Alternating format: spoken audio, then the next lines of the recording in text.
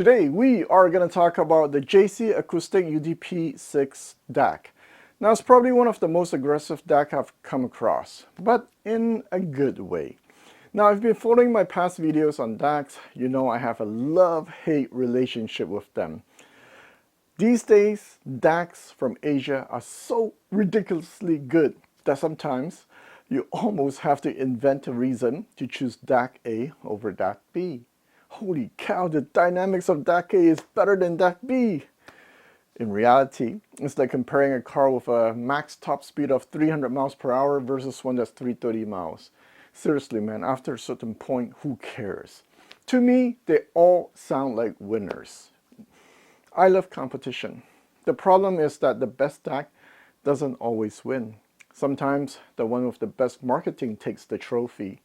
Case in point, before today, many of you might not have heard of the JC Acoustics UDP6, despite it being a DAC so good that my audio buddy Mr. Vintage is ready to part with his cash for it. Now the Denafrips Airixis 15 is well known and highly regarded, right? But this underdog DAC can give it a serious run for its money. So the JC Acoustics UDP6P is another Chinese company's entry into the competitive DAC market. So first, let me list its feature on screen. Now, everything I listed is very good, but in today's market, it's almost standard. For example, a total harmonic distortion of 0.000025%. Yeah, 10 years ago, this would have been the holy grail of good measuring DACs, but today, yarn is pretty much expected. So then, why choose this DAC?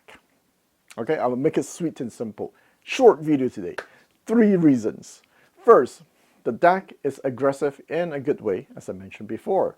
There is power in the mid-range. When you listen to vocal, it's as if the singer drank 5 cans of Red Bull first. So when she sings, you can tell she's alert and full of energy, and that's engaging. Also, the mid-range has good texture and hard edges. So this is not a DAC you buy to relax. You buy it to gain excitement. Second, the scale is correct with this DAC. This means that when you listen to a violin, you can picture the size of the violin correctly. A violin doesn't feel like a big cello. In some system it does, especially when you raise the volume. So when the scale is correct, imagining the singer in front of you is easy. Now for some people, this is important to create that illusion that the singer is in your room. Next, the clarity is excellent. I like what my audio buddy Mr. Vintage once told me. He said, you know those old landline phone lines, despite being lo-fi, you can hear each word clearly, and rarely do you need to ask somebody to repeat themselves. In that sense, the clarity is good. Now these days, man, depending on reception, you may have to go like, what do you say? You're fat? Oh, you're sad, right? So with the JC Acoustic, you can hear everything clearly. So the clarity is very good. So another thing, the speed of the DAC is just right, meaning the decay is not too long or too short. It is not a fast sounding DAC, but it's not a slow sounding DAC. The same goes for bass, not too much, not too weak. So it is a neutral sounding DAC with no particular emphasis on any of the frequencies. That's why my audio buddy Mr. Vintage likes it, because he likes neutral sounding gear. So who is this not for? Now this is not a DAC you buy to relax, okay? This is not for you if you like a smooth and romantic presentation. Next, if heat is a concern for you, this might be an issue because the DAC, okay, it's not hot, but you can keep your coffee warm by putting it on the DAC. So I know they have a fan that's designed specially for this DAC, but for some audiophiles, you know, fan and equalizers are the devil. So also the remote is optional.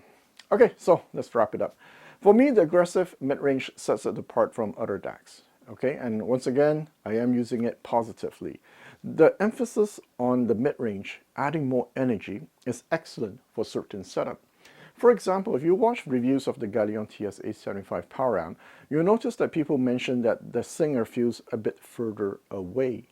Now, some people would like the singer to be a bit closer. So, although the JC Acoustic does not bring the singer closer, the way it adds texture and emphasis in the mid-range voice makes you feel closer to the singer. Right? That's the thing of audio. It's just a question of mix and match. Now, I'm not saying this is the best DAC for the TS A75. I have to be careful because the last thing I want is all TS A75 owners rushing out to buy this DAC. But what I'm saying is that for many of you who wants that emphasis, who crave a bit more mid-range presence, this can be a good solution for you. Okay, so once again, today's video is short because, we have reached the point where a $1,000 DAC can do pretty much everything. So unless you do A/B test, serious meditation, seriously, DAC A, DAC B, overall today, the performance are solid. Okay, so unless you're someone who is into mine is bigger competition, let's just say focus on the 3 key points that I talk about, and you have a good understanding of this DAC, and you'll see, okay, is it for you or not? Yeah, all my friends were quite impressed with the DAC, and I like underdogs, you know how it is. All right, so I'll see you next time.